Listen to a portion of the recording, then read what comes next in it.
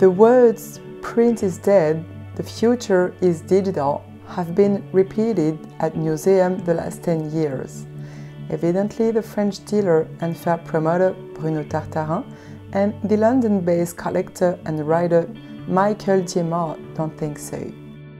Just before Christmas 2018, they founded a new magazine, The Classic.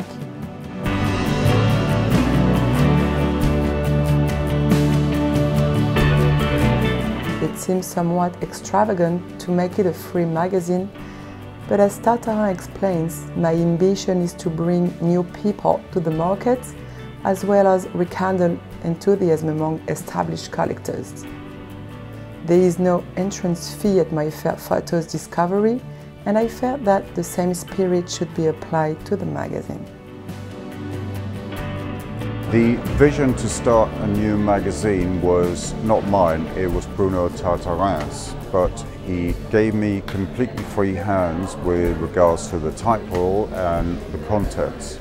The magazine exists for a very particular purpose, and that is to boost the whole market for classic photography, whether it's auctions, galleries, private dealers. The reason for it is that there are quite a few magazines out there devoted to photography, but they're all devoted to contemporary photography. So classic photography has become a little bit overshadowed. So the purpose of the magazine is really to rekindle enthusiasm with existing collectors and to bring new people to the market. There was one thing that struck me very early on when Bruno asked me to put this magazine together, and it was how you learn about photography from a collector's point of view. And I realized that you can learn so much from books and you can learn so much from museum exhibitions, but when I started out, I was very, very reliant on all the conversations that I had with dealers, with other collectors, conservators and so forth. So I tried to replicate as much of that with long interviews in the magazine, and it's been very gratifying because after people have picked up the magazine and read it, the conversations continue. So people come to me and suggest things that we should cover in the magazine. So that for me is what it's really about. We're having a big conversation about photography. To continue the conversation around this magazine, we ask collectors and enthusiasts of art photographs about the issue of a magazine like The Classic. There's nothing to compare with something to hold in your hand, sit and read on a train, sit and read when you're travelling around, and to be able to experience the photographs, which are well produced in the magazine, and to see them on paper. I think it gives a better representation than to actually see them on the screen. I would recommend this magazine to anybody who's getting interested in vintage photographs and who might want to learn a little bit more about the trade and collecting and buying and dealing, and they'll get some very good informative information from the magazine.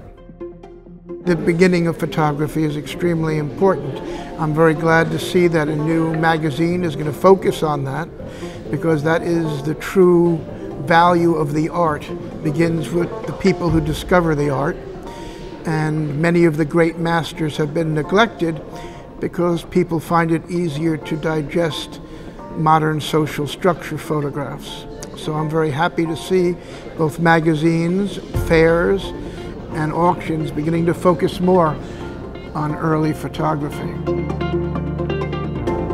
There's nothing actually except from this magazine now which enables people to know what's going on in the photographic field and world. So if you want to know what's going on in this small but very interesting world, it is a must. And the photos are very good quality, the printing is very good quality, and that's amazing, really.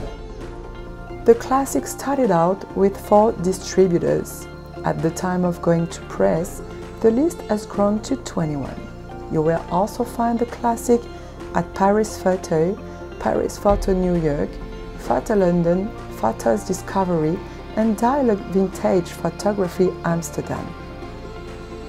After this first issue, they have received many kind comments, and it seemed that many felt that the print magazine, especially one that's free, was just what the classic photography world needed.